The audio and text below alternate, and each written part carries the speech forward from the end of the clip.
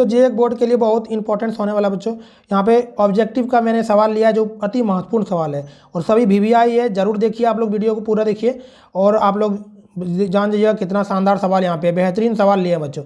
देखिए, और यदि 2x² प्लस kx प्लस 3 बराबर 0 का मूल समान हो तो k का मान क्या होगा। जब मूल समान होता है तब क्या करते हैं, जल्दी बताओ आप लोग अगर जान रहे हैं तो बहुत बड़ा शानदार। चलिए, क्या होगा, b² यानी डी बराबर फॉर्मूला यहाँ पे यूज करना है, डी बराबर यूज करना है, क्या होता है b² माइनस 4ac, ठीक है ना। देखिए, यानी बराबर लेना है 0, हमको मूल समान है तो बराबर क्या होगा, मूल मेरा d बराबर 0 हो जाएगा, ठीक है ना। 0 अगर बराबर होता है तो मूल समान होता है। चलिए, क्या हो जाएगा आपका, देखिए b कितना यहाँ पे दिया हुआ, k दिया हुआ बच्चों, k का स्क्वायर करो माइनस 4ac, 4a कितना है 2 है और c कितना है मेरा 3 है, ठीक है ना। तो k² माइनस 4 9 8 24 हो जाता है, बराबर को नहीं 0 लीजिए, यानी कि k बराबर स्क्वायर बराबर 24 हो जाएगा। और k बराबर लिखेंगे तो क्या होगा, √24, 24 का वर्ग निकालोगे कितना होगा, 2√6 हो जाएगा ना। तो ऑप्शन यहाँ पे नहीं दिया हुआ है लेकिन आंसर आपका यही होगा, ठीक, 2√6 हो जाएगा। ठीक, चलिए बच्चा अगला सवाल देखिए, 19 नंबर का सवाल क्या दिया हुआ है, यदि b² माइनस 4ac बराबर 0 हो तो इनमें से कौन मूल क्या होगा। इसमें से मूल बोल रहा है अगर 0 होता है, b² माइनस 4ac बराबर 0 होता है तो मूल इसका क्या हो जाएगा, तो मूल इसका बराबर और वास्तविक हो जाएगा। क्या होगा, बराबर और वास्तविक हो जाएगा। आंसर आपका ये बिल्कुल राइट आंसर हो जाएगा। 20 नंबर का देखिए, द्विघात समीकरण x² माइनस x माइनस 6 बराबर 0 के मूल होंगे, क्या होंगे, तो 0 के मूल क्या होंगे, तो क्या करना है, इसको पहले हमको खंड करना ना। क्या करना, देखिए x² माइनस 3x प्लस लिख सकते हैं यहाँ पे 2x माइनस 6 बराबर 0। देखिए अभी x कॉमन लीजिए, x minus 3 into plus 2 common लीजिए, x माइनस 3 हो जाएगा बराबर 0। ये दोनों मिल रहा है, x minus 3 into x plus 2 हो गया ना बराबर 0। यानी एक मेरा क्या हो जाएगा बच्चों, x और जो मान निकलेगा, एक निकलेगा -2, एक निकलेगा -2, एक -3 निकलेगा। तो कहाँ पे ऑप्शन मिल रहा है आपका, देखिए बी ऑप्शन आपका बिल्कुल राइट आंसर यहाँ पे हो जाएगा बच्चों। चलिए प्यारे बच्चों, 22 नंबर का सवाल देखिए क्या बोल रहा है, 21 नंबर का देखो बच्चों यहाँ पे क्या बोल रहा है। 21 में AP 2 6 10 14 का सारवंतर क्या होगा। तो सारवंतर 6 में क्या करना है, 2 को घटा देना है, कितना निकलेगा 4। बी आपका बिल्कुल राइट आंसर हो जाएगा। चलिए अगला सवाल देखिए, यहाँ पे बोल रहा है 22 नंबर में 3 8 और 13 18 का कौन सा पद 78 है। कौन सा पद होगा जो 78 होगा। यानी यहाँ पे हमको क्या ज्ञात करना है बच्चों, जल्दी बताओ आप लोग। यानी an मेरा दिया हुआ है कितना 78 ना, 78 दिया हुआ है। an बराबर, देखिए फॉर्मूला से क्या होता है, a plus n minus 1 into D, इसी पे यूज करना है ये फॉर्मूला हमको। प्रथम पद यहाँ दिया हुआ है मेरा कितना 3 दिया हुआ है, 3 प्लस प्रथम पद n मेरा n हमको ज्ञात ही करना है -1 और सारवंतर कितना होगा, 8 में 5 घटाएंगे, 8 में 4 3 घटाएंगे, कितना बचेगा बच्चों 5 बच जाएगा, बराबर लिखिए 78, ठीक ना। अब देखिए 3 प्लस यहाँ पे गुना कर दोगे 5n और यहाँ पे हो जाएगा -5 बराबर 78 हो जाएगा। घटा दो कितना बचेगा 5n बराबर उधर ले जाएंगे 78 में 2 जुट जाएगा, -2 बच रहा था यहाँ घट के, इन दोनों में घटाए तो n बराबर कितना बच गया 80/5 करेंगे तो कितना होगा 16 हो जाएगा। 16वां पद सी आपका बिल्कुल राइट आंसर हो जाएगा बच्चों, सी आपका बिल्कुल सही आंसर हो जाएगा। चलिए बच्चों देखिए अगला सवाल आपका यहाँ पे 23 नंबर में क्या बोल रहा है, 10 और 250 के बीच 4 के कितने गुणज हैं। तो 4 के बीच कितने गुणज हैं बच्चों, यहाँ पे कितना गुणज हो जाएगा। तो फटाफट देखिए 4 से किस 2 अंकीय संख्या में किस में भाग लग रहा है, 12 में लग रहा है, 16 में लग रहा है, डॉट डॉट डॉट इधर कितना 250 है तो 248 में भागा लग रहा है ना। यानी अंतिम पद इसका 248 हो जाएगा, प्रथम पद 12 हो गया। तो सूत्र पे सेट कर दीजिए डायरेक्ट, इसको क्या करना है हमको, यानी पहला पद हो गया 12 प्लस n मेरा n तो ज्ञात ही करना है और d मेरा सारवंतर हो गया 4 बराबर लिख दो 248, ठीक डायरेक्ट। उसके बाद देखिए 4n माइनस 4 और फिर यहाँ पे प्लस है 12, ठीक ना, प्लस 12 बराबर 248 लिख दो।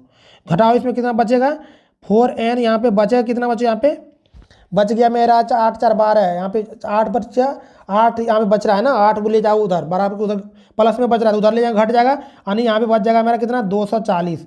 अब देखिए n बराबर 240 में 240 में अगर हम देखिए 240 में भागा करेंगे 4 से तो 6 चौक 24 60 कट जाएगा, बी आपका ऑप्शन राइट हो जाएगा बच्चों, बी ऑप्शन राइट हो जाएगा। चलिए आप लोग देखिए 24 में क्या बोल रहा है, प्रथम पद ए और अंतिम पद की बाली एपी के n पदों का योग क्या होगा। n पदों का योग यहाँ पे पूछा, सिर्फ सुबह सवाल पूछा है लेकिन यहाँ पे सवाल हमको लग रहा है ये गलत है, ठीक ना। यानी अगर योग पूछा है यहाँ पे तो सूत्र इसका क्या हो जाएगा, देखिए सूत्र क्या होता है, n/2 into A plus A N, ये सूत्र होता है, आप लोग याद रखिएगा बच्चों। चलिए दूसरा सवाल देखिए, यहाँ पे क्या बोल रहा है 25 नंबर में, क्या बोल रहा है, ए बी सी तथा पी क्यू आर के लिए कौन सा कथन सत्य है, कौन सा कथन सत्य, ऑप्शन इसमें दिया हुआ है 25 का ऑप्शन ही नहीं दिया हुआ है इसमें, ठीक ना। चलिए मॉडल सेट से हम लिए थे बच्चों, इन सवाल में यहाँ ऑप्शन गलत दिया हुआ हमको लग रहा है। चलिए 26 नंबर का देखो बच्चों, 26 में क्या बोल रहा है यहाँ पे, निम्न में कौन सी आकृति समरूप नहीं है, निम्न में से कौन सा आकृति समरूप नहीं है। समबाहु त्रिभुज समरूप हो जाता है, समद्विबाहु त्रिभुज वर्ग भी हो जाता है समरूप, वृत्त भी होता है, लेकिन समद्विबाहु त्रिभुज नहीं होता। बी आपका बिल्कुल राइट आंसर यहाँ पे हो जाएगा बच्चों। चलिए बहुत बढ़िया। चलिए 27 में देखिए, मैं यदि डी समांतर यहाँ पे होना था ना, समांतर बी सी हो तो ए डी बराबर 3 cm है और डी बराबर 1.5 cm हो तो ई 1, तो ए ई का मान यहाँ पे हमको ज्ञात करना है ना। यानी एक त्रिभुज देखिए दिया हुआ है, ठीक ना, दिया हुआ है ए बी और सी दिया हुआ है, यहाँ पे समद्विभाजित करता है डी समांतर ई है, ई, ठीक ना, समद्विभाजित कर रहा है, इसका है 3 और ये मेरा है 1.5, ठीक, और ये वाला मेरा 1 दिया हुआ, हमको ये वाला ज्ञात करना है। तो इसको जब ए ई ज्ञात करना है, ए ई जब हमको ज्ञात करना है बच्चों यहाँ पे, तो क्या करेंगे, ई यानी कि लिख सकते हैं ए डी बटे ए बी बराबर ए ई बटे ई सी लिख सकते हैं ना।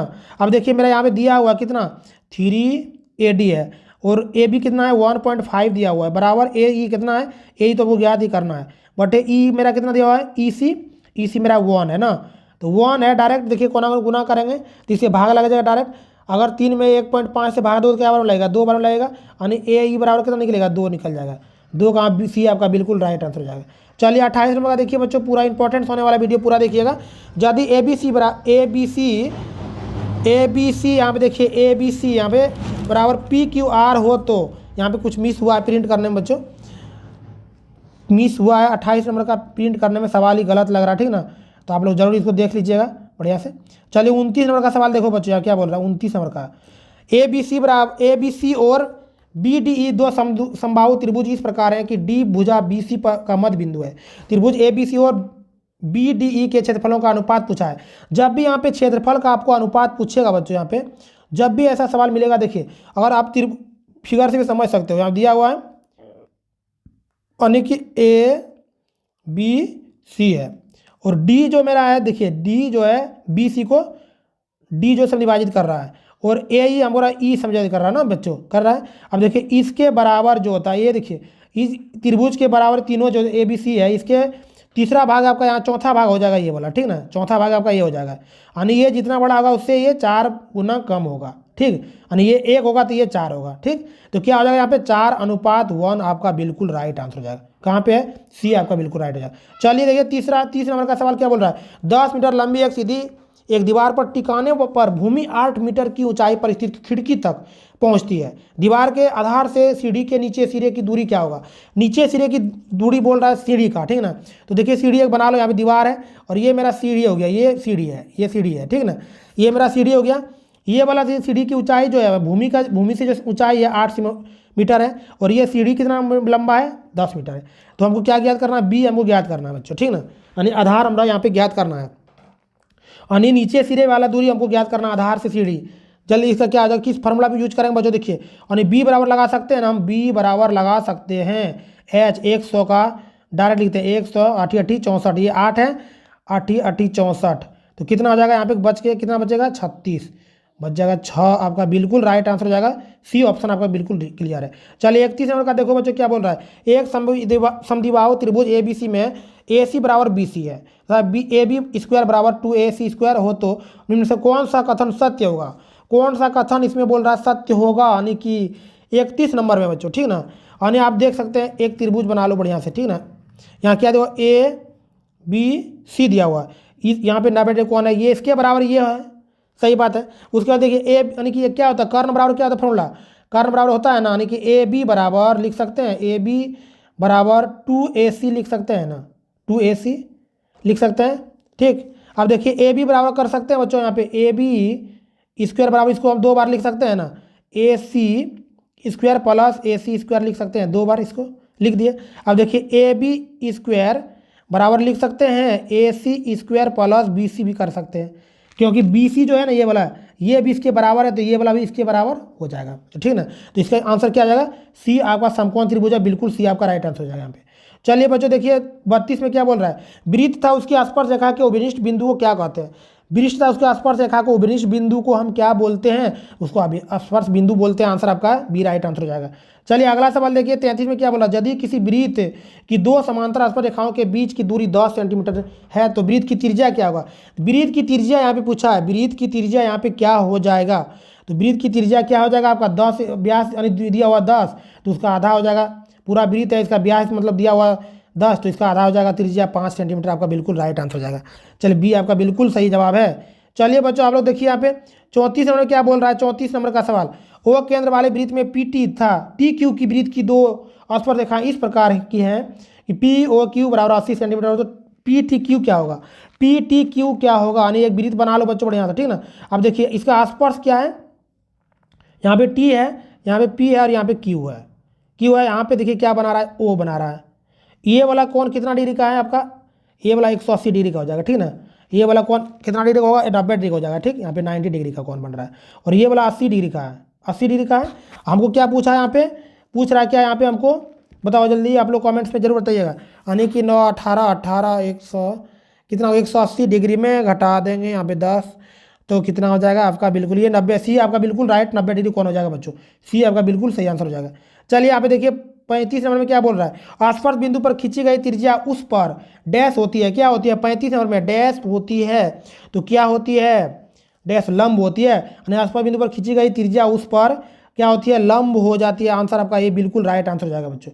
चलिए देखिए 36 में क्या बोल रहा है, आर त्रिज्या वाली वृत्त के उस त्रिज्या खंड का जिसफल जिसका पी कौन पी है, तो इसका क्या होता है आप लोग जानते हैं, पी 360 डिग्री बटे पी को डिग्री में कौन मान लिए, डिग्री मान लिए, पाई आर स्क्वायर होता है सूत्र, ठीक आंसर। चलिए बच्चों नेक्स्ट वीडियो में मिलते हैं।